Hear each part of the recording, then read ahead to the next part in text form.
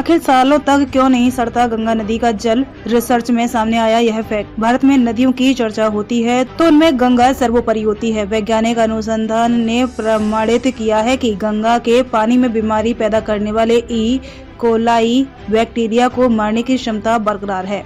दरअसल ऋषिकेश और गंगोत्री के गंगा जल में एक परीक्षण किया गया जहां प्रदूषण नहीं के बराबर है। परीक्षण के लिए 3 तरह का गंगा जल लिया गया। इनमें एक ताजा, दूसरा 8 दिन पुराना और तीसरा 16 दिन पुराना। तीनों बोतलों के जल में ई कोलाई बैक्टीरिया डाला गया।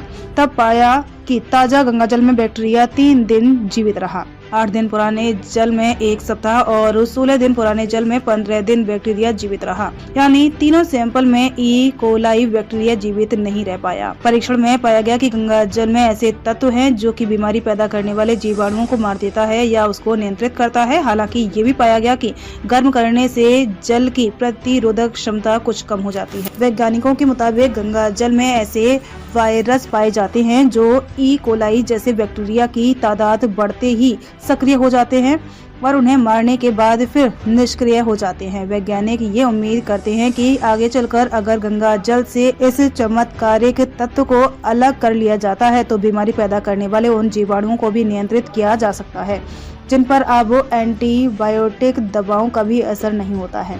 दरअसल संपूर्ण मानव इतिहास में शुरू से ही नदियों का अत्यधिक महत्व रहा है। नदियों का जल मूल प्राकृतिक संसाधन है और मानवीय क्रियाकलापों के लिए बेहद जरूरी है। भारत में जहां अधिकांश जनसंख्या जीविका के लिए कृषि पर निर्भर है, वहीं सिंचाई, नौ संचालन, जल विद्युत निर्माण के लिए नदियों को संरक्षित बनाना सभी का कर्तव्य है। वैज्ञानिक विधियों के द्वारा हम समय रहते गंगा नदी के जल का संरक्षण कर सकते हैं, नहीं तो भारत की सभी प्राणियों को अपने जीवन का निर्वाह करना मुश्किल हो जाएगा।